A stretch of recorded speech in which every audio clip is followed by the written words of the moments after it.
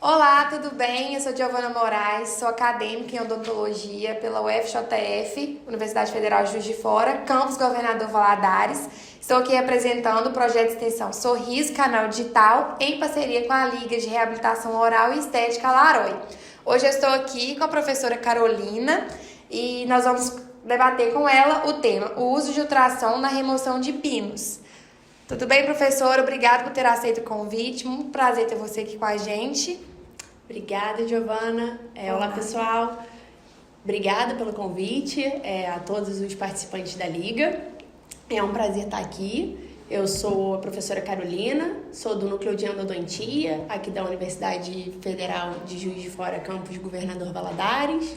Em relação à minha formação, fiz graduação e mestrado na UFJF, campus sede. Fiz especialização em endodontia na Universidade Federal do Rio de Janeiro e o doutorado na Universidade do Estado do Rio de Janeiro. Perfeito. Então, gente, vamos começar as perguntas. Professora, o que é o aparelho ultrassom, para a gente poder começar? Bem, um aparelho de ultrassom, ele é basicamente um aparelho elétrico que emite ondas sonoras. E essas ondas sonoras, elas atuam numa frequência que a gente não consegue ouvir, não são audíveis, pelo ser humano. E o que acontece? Quando o ultrassom ele entra em contato com qualquer superfície, como por exemplo o dente, ele emite uma vibração que é explicada pelo fenômeno da física de ressonância. O aparelho ele é composto por uma caneta, como se fosse uma alta rotação, mas a caneta é um pouco diferente, e por diversas pontas de ultrassom. Cada ponta ela tem uma finalidade específica de acordo com o tratamento que a gente vai realizar. Perfeito. E qual a indicação clínica para a utilização do ultrassom? Quando que é indicado utilizar? Bem, a utilização do ultrassom, inicialmente na odontologia, nós utilizávamos muito em periodontia, para remoção de placa bacteriana. No entanto, com a nova geração de pontas ultrassônicas, que foram lançadas no mercado, nós conseguimos utilizar em outras áreas, como por exemplo, em cirurgias para fazer odontosecção e osteotomia, para remoção de pinos metálicos e pinos de fibra de vidro. Durante o tratamento do canal, a gente também utiliza esse ultrassom em várias etapas, como o refinamento do acesso, a agitação da solução dentro do canal para melhorar a desinfecção desse canal. Em casos de retratamento também, para conseguir remover a gutapeste ali do interior do canal. E também em alguns casos de cirurgia periodontica, quando é necessário cortar a região do ápice do dente e também fazer o retropreparo nessas cavidades. Perfeito. E quais as principais vantagens do ultrassom na remoção de pinos em comparação a outros métodos, como a utilização de brocas, limas, endogate, essas coisas? Bem, o ultrassom hoje, a literatura mostra que ele é mais eficaz na remoção de qualquer tipo de pino quando comparado a essas brocas. A explicação basicamente se deve ao fato do ultrassom atuar com essa vibração. Porque com a vibração a gente consegue ter um melhor controle. O operador, o dentista, ele tem um melhor controle daquela técnica. Ele consegue também ajustar essa potência do ultrassom no aparelho e consegue fazer essa remoção do pino de forma com maior frequência, com uma maior potência ou uma menor potência. Já a alta rotação, que a gente utiliza para colocar as brocas, ele faz um movimento rotacional. E esse movimento a gente não consegue ter muito controle. Então, muitas vezes a gente desgasta muito aquele pino e, consequentemente, o dente também. Sim. Com o ultrassom, como a gente desgasta menos o dente, como a gente tem maior preservação de estrutura dentinária, então a gente diminui as chances de desvio, de perfuração e até mesmo de uma fratura longitudinal do dente. E em relação ao endoguide, o endoguide é uma técnica relativamente nova.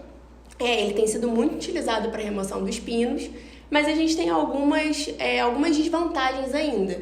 Que para o endoguide, a gente tem um custo muito alto, porque a gente precisa ou moldar esse paciente, ou fazer um escaneamento intraoral, fazer uma tomografia computadorizada de feixe cônico e depois ainda pagar o valor do guia. Então, esse custo, ele eleva também o valor do tratamento. Por isso, hoje, o ultrassom ele tem sido considerado a técnica mais eficaz em relação a essas outras técnicas que a gente falou aqui. Então, mas ele pode ser associado? Ele pode ser associado. O ultrassom, ele pode ser associado a diversas outras técnicas. Geralmente, na verdade, a gente utiliza brocas em alta rotação para fazer aquele desgaste inicial ali do núcleo de preenchimento, seja metálico, seja em resina, e depois desse desgaste que a gente vai aplicar o ultrassom. Então, essa questão da associação, a gente também vê muito nos casos de pino de fibra de vidro o uso do microscópio operatório. Porque com o microscópio a gente consegue ver melhor o interior do canal. Porque a gente consegue mais ou menos uma ampliação de 16 vezes. Então, assim, eu consigo ver muito melhor o canal e muito melhor o pino. E aí, junto com essa visualização, com essa melhor visualização, melhor iluminação ali da cavidade, a gente aplica o ultrassom ali naquela questão. Perfeito. E fatores como tipo de pino, diâmetro, comprimento e a cimentação influenciam na técnica? Sim, a técnica é mais influenciada principalmente pelo tipo de pino que nós vamos utilizar. Nós temos basicamente, né, o núcleo metálico fundido e o pino de fibra de vidro. No núcleo metálico fundido, o ultrassom ele não vai atuar desgastando todo o pino. Ele atua na linha de cimentação entre o pino e a dentina reticular. Então, ele vai vibrar aquela linha de cimentação, ele quebra, ele fragmenta aquela linha de cimentação. Com isso, o pino fica solto no canal e nós conseguimos tirar esse pino com o auxílio de uma pinça. Já na questão do pino de fibra de vidro, nós não conseguimos usar o ultrassom para vibrar a linha de cimentação, porque geralmente a gente cimenta o pino de fibra de vidro com o cimento resinoso. Então, ali nesse caso, a gente precisa remover todo o pino de fibra de vidro por desgaste. Então, eu tenho que usar uma ponta ultrassônica, geralmente a gente utiliza uma diamantada esférica, exatamente como a nossa broca mesmo, só que ela é mais longa, então ela consegue penetrar no canal, e a gente vai desgastando esse pino na sua região central até todo o pino ser removido do canal. Em relação ao diâmetro e ao comprimento, a técnica é a mesma, a gente não muda a técnica por conta do diâmetro e comprimento. Mas a gente sempre tem que ter em mente que quanto maior o diâmetro de um pino e maior o comprimento, mais difícil vai ser essa remoção desse pino e mais tempo clínico eu vou gastar.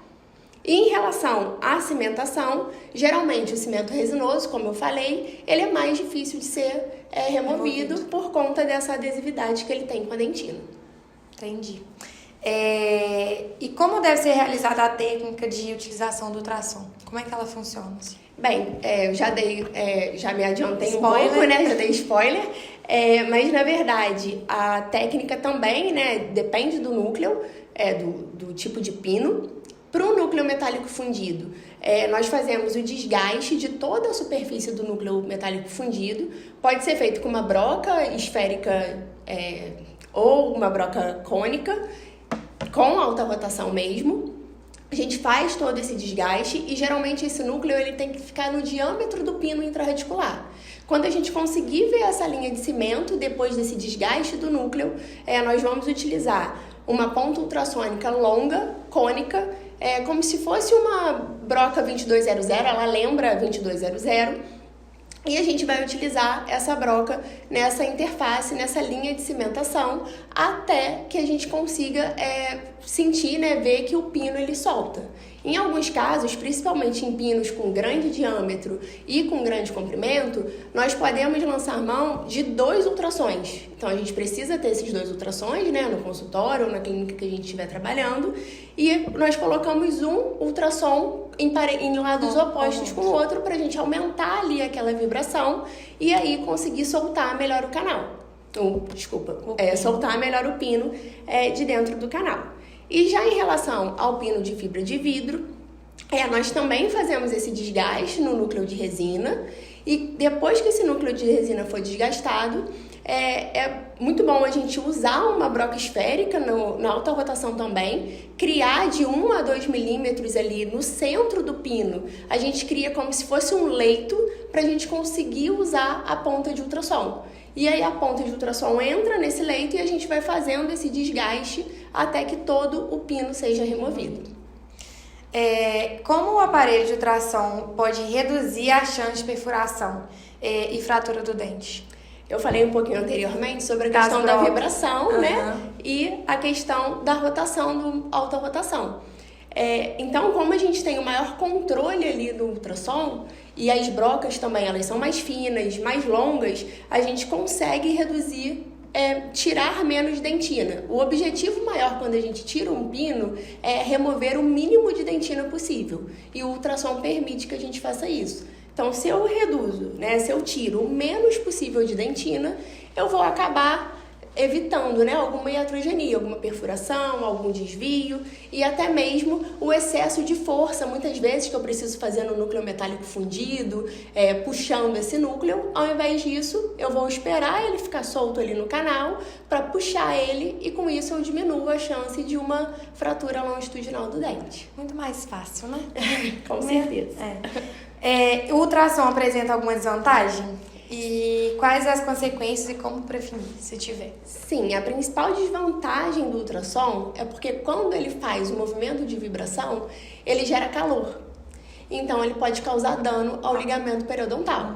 O próprio aparelho de ultrassom, ele já tem um sistema de refrigeração. Então, quando a gente ativa o ultrassom, quando ele vibra, a gente tem uma água destilada ali saindo do ultrassom. Para os procedimentos de pério, são ótimos. De periodontia, eles são muito bons. O problema é que a gente está dentro do canal tentando remover, muitas vezes, um pino que tem a mesma cor, né, a cor semelhante à dentina.